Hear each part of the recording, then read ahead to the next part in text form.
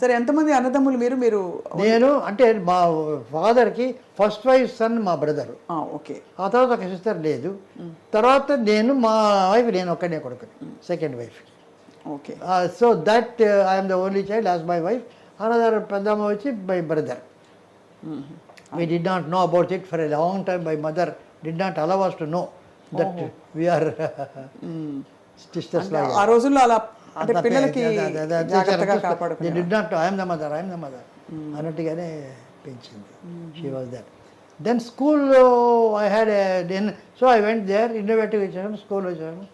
First day physics fourth form ఏదో light ఏదో refraction అది టీచ్ చేశాను. చేశాను. అందరూ హెడ్ మాస్టర్ కొడుకు, కొత్త టీచరు, బ్రహ్మాండంగా చెప్తాడు, సైలెంట్గా వింటున్నారు అందరు. సరే అయిపోయింది, ఇంటికి వెళ్ళాను. ఆ తర్వాత సాయంత్రం మా ఫాదరు వచ్చాడు. వచ్చి, నువ్వు క్లాస్ తీసుకున్నావు, నేను విండో నుంచి మొత్తం అబ్జర్వ్ చేశాను, నువ్వు కాలేజ్ స్టూడెంట్స్కు నీ ఫ్రెండ్స్కు చెప్పినట్టు చెప్పావు కదా. They are school children. అవును, వాళ్ళకి చెప్పినట్టు చెప్తేవాళ్ళు. వాళ్ళకి చెప్పడం ఈజీ, ఎందుకంటే అలా చెప్తుంటే వాళ్ళు అర్థం చేసుకున్నారు. వీళ్ళకి కష్టం, వాళ్ళకి అర్థమయ్యేటట్టు చెప్పడమే నీ బాధ్యత. సో అది కష్టం, దానికి ప్రాక్టీస్ కావాలా. So what you do is, ఒక ఇమాజినరీ క్లాస్ చూసి బ్యాక్ యార్డ్లో వెళ్ళి సింపుల్గా అనుకొని ఒక 2-3 సార్లు నువ్వు ఇమాజినరీ క్లాస్కి చెప్పు బ్యాక్ యార్డ్ నువ్వే. Then go to the class అన్నారు. I followed it. Then all the people got interested in science, children. అవును, అంతకుముందు ఊరికే చూస్తూ వింటున్నారు. They did not have. Then they got interested అనమాట. Then there was a time, ఒక 1 monthly examination ఉండేది అక్కడ.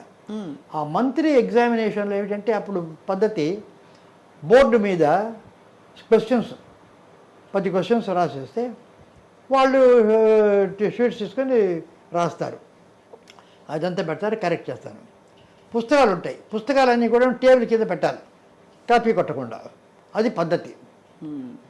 నేనేం చెప్పాను, వచ్చి రాసేసి కూర్చున్నాను, టేబుల్ మీద పెట్టమనిలే.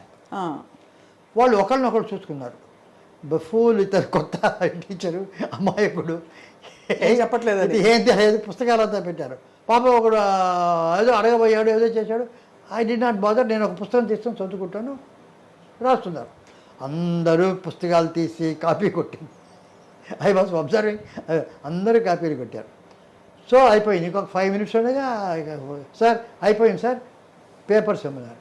ఎవరు పేపర్స్ ఇవ్వద్దు. నౌ ఇప్పుడు మీరు పేపర్స్ మీ దగ్గరే పెట్టుకోండి, ఎవరికి చూపొద్దు. ఇప్పుడు మీ టెక్స్ట్ బుక్స్ బయటికి తీయండి అన్నారు. తీశారు. టెక్స్ట్ బుక్స్లో ఆన్సర్స్ చూడండి. ఆన్సర్స్ చూసి మీరు ఆన్సర్ కరెక్ట్ అయితే ఫుల్ మార్క్, హాఫ్ అయితే 50, తప్పు అయితే 0. మీరే కరెక్ట్ చేయండి అందరికి 100%. అంతే కదా.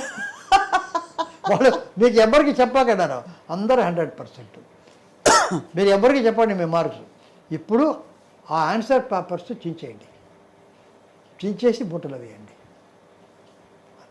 వాళ్ళకి అర్థం.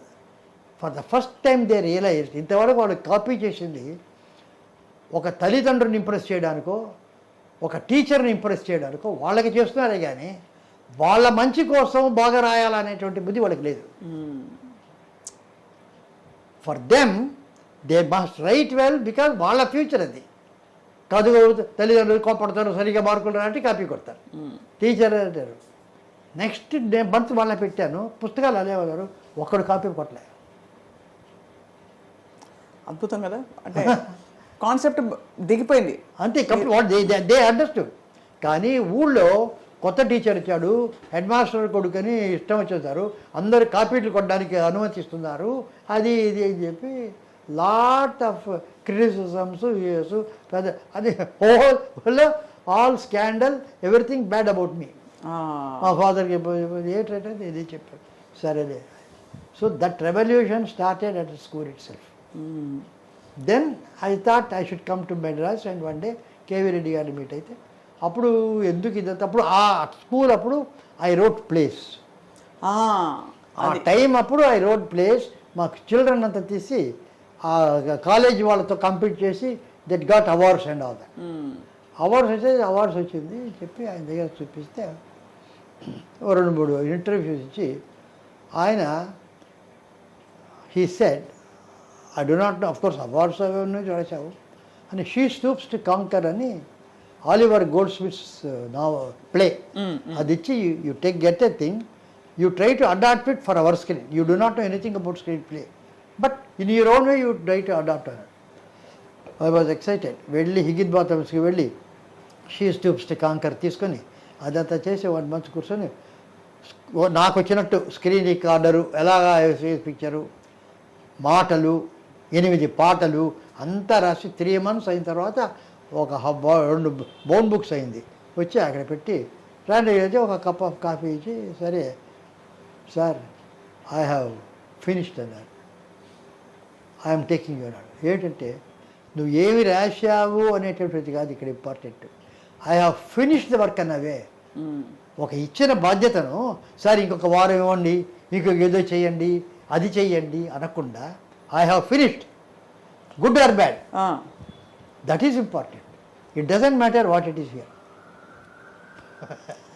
అలా మీరు అంటే అట్ ఎవ్రీ జంక్చర్ జరిగిన ప్రతి సంఘటన మీకు ఇంత బాగా గుర్తుంది కదా సార్? అవును. ఆ మెమరీ ఎలా మీకు సాధ్యమైంది? అద్భుతం. అంటే మామూలుగా మర్చిపోతారు చాలా మంది, మీకు బ్యూటిఫుల్ గా గుర్తున్నాయి. మీరు కళ్ళకు కట్టినట్టు స్క్రీన్ ప్లే చెప్తూ ఉంటే అలా ఉంది. అవును. ఇప్పుడు నేను I want write an autobiography, అది ఎప్పుడు నేను ఒక నాన్ లీనియర్ స్క్రీన్ ప్లే అని. నాన్ లీనియర్ స్క్రీన్ ప్లే అంటే ఒక లాంగ్ షాట్, కేవీ రెడ్డి గారు వచ్చారు, కుర్చీ మీద కూర్చున్నారు, కట్టు శ్రీను ఇలా వచ్చి కూర్చున్నాను, సజెషన్ షాట్, అంతా నా జీవిత చరిత్ర స్క్రీన్ ప్లేలో రాయని. బ్యూటిఫుల్, భలే ఐడియా సార్. మీ ఎనర్జీకి నిజంగా జోహార్లు. చాలామంది అంటే ఒక చిన్న ఏదో చేసేసాం అయిపోయింది ఇంకేం చేస్తామని అనుకుంటున్న టైంలో మీరు తీసిన ఒక్కొక్క సినిమా మీరు తీసిన సినిమా సార్, మీ జనరేషన్ కంటే సీనియర్స్ ఎవరెవరు చూసి షబాష్ అని మెచ్చుకున్నారు సార్? అదేంటి చెప్పనా, ఒకటి చాలామంది అడిగారు సినిమాలు రియల్ లైఫ్ని ప్రతిబింబించాలని, they must reflect real life ఉంటే దాన్ని సినిమా. నాకు అది తెలీదు. రియల్ లైఫ్ సినిమాను ప్రతిబింబిస్తుంది. అవును, రివర్స్. అది ఎంత అంటే ఇప్పుడు మనం థియేటర్లో కూర్చున్నాం, ఒక విలన్ వచ్చి ఒక హీరోయిన్ కిడ్నాప్ చేసి గుర్రం మీద ఎక్కించుకొని వెళ్ళిపోతుంటాడు. హీరోకి తెలుస్తుంది అతను ఒక గుర్రం మీద చేసు, అతను గ్యాలపింగ్, ఈ గుర్రం గ్యాలపింగ్ అనేది. మధ్యలో హీరో గుర్రం పడిపోతుంది, మళ్ళీ ఎక్కుతాడు. అయ్యో మనం ఏమనుకుంటున్నాం అతను రీచ్ అవుతాడే లేదని అక్కడికి వెళ్తాడు, చివరికి రాళ్ళు పడతాడు. తర్వాత కాలువ వస్తుంది, కాలువ వచ్చిన తర్వాత అక్కడ బ్రిడ్జ్ ఉంటుంది, రోప్ బ్రిడ్జ్. అది విలన్ బాగా దాటి వెళ్ళిపోయి ఒక కత్తితో ఆ రోప్ బ్రిడ్జ్ని కొట్టేస్తాడు. ఇక్కడికి వెళ్ళేప్పటికి హీరోకి లేదు. ఇప్పుడు ఎట్లా? అప్పుడు హీరో మళ్ళీ అలా చూసి వెనక్కి వెళ్ళి ఒక్కసారి వచ్చి ఆ కెనాల్ చంపేస్తాడు. అవును, క్లాప్స్ ఆధారం. ఇదే మనకి. కానీ మనకు ఆ టైంలో మర్చిపోయేది ఏమిటంటే ఆల్ దిస్ ఈజ్ రికార్డెడ్. అవును, అంతే కదా, మర్చిపోతాం. అదే ఆడియన్స్కి అలా తప్పదు కదా. ఆ టైంలో ఇదంతా రికార్డెడ్, ఎన్నిసార్లు వచ్చినా అదే గుర్రం అదే టైంలో అదే దొక్కుతుంది మనం అనుకునే విషయంలో. సో లైఫ్ అదే. ఇప్పుడు మనం ఇద్దరం బీట్ అవుతున్నాం ఇక్కడ. వీ థింక్ మనం ఒక ప్రోగ్రామ్ వేసాం, యూ థింక్ ఐ హ్యావ్ అప్పుడు కాలేదు, I think I'm writing, all recorded. అంతేనా? అంతే కదా.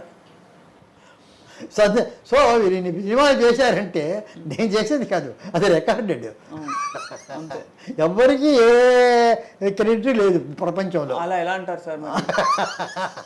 అదే అది వచ్చింది, అలా వచ్చేది ఒక డివైన్ వచ్చింది. You are destined, you are got to do this, you got to do this చేసాం, అయిపోయింది.